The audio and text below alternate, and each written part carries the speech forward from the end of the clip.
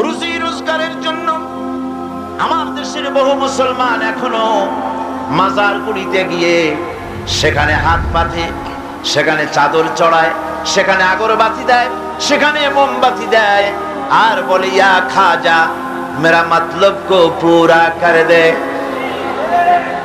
বলে কিনা? সন্তান হয় না, বলে খাজা বাবা একটা সন্তান দাও। চাকরিতে উন্নতি হয় না, চাকরিতে উন্নতি দিয়ে দাও, ছেলে পরীক্ষা দেবে পাশ করাইয়া দাও। এইসব কথা কি বলে? জোরে কর নাউজুবিল্লাহ। আমার বন্ধুগণ, মাজারে এ ধরনের মানত করা, তারা গরু ছাগল মানত করে, এগুলি গিয়ে সেখানে যায় সম্পূর্ণ হারাম। এগুলি কি?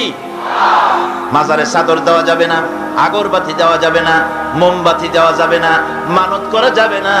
মানত করা যাবে কেবলমাত্র আল্লাহ রাব্বুল আলামিনের নামে। কার নামে মানত হবে? আল্লাহ ছাড়া কারো নামে মানত করা যাবে না।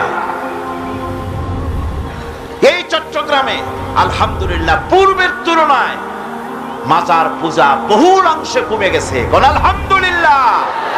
একথা ঠিক কিনা?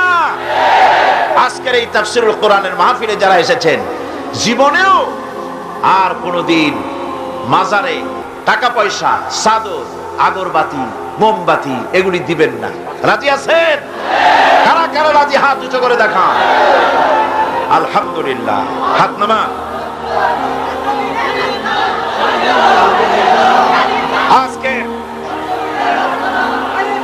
মানুষকে বিশ্বাস করে, মানুষকে ধোঁকা দেওয়ার জন্য এরা মানুষের কাছে নানান রকমের ফন্দি ফিকের একে মানুষের সামনে গিয়ে হাজির হয়। মানুষেরা মনে করে না জানি কত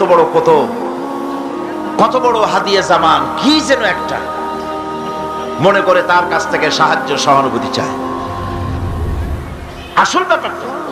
আসল ব্যাপারটা হলো, কবি খুব সুন্দর করে বলেছেন, ये हाल तेरा चाल है, ये हाल तेरा चाल है, मकसूद तेरा माल है, क्या जब तेरा चाल है लाखों को अंधा कर दिया। তোমার এই ভান ধরাটা, ভান ধরেছো, ওলিউল্লাহ সেজেছো, এগুলি হচ্ছে তোমার একটা ভান। এই ভান ধরে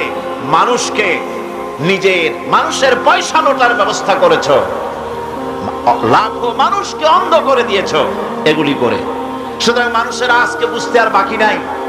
মানুষ আজ মাজার মুখী হওয়ার চাইতে মসজিদ মুখী বেশি হচ্ছে। কোন আলহামদুলিল্লাহ? যারা কোন আলহামদুলিল্লাহ।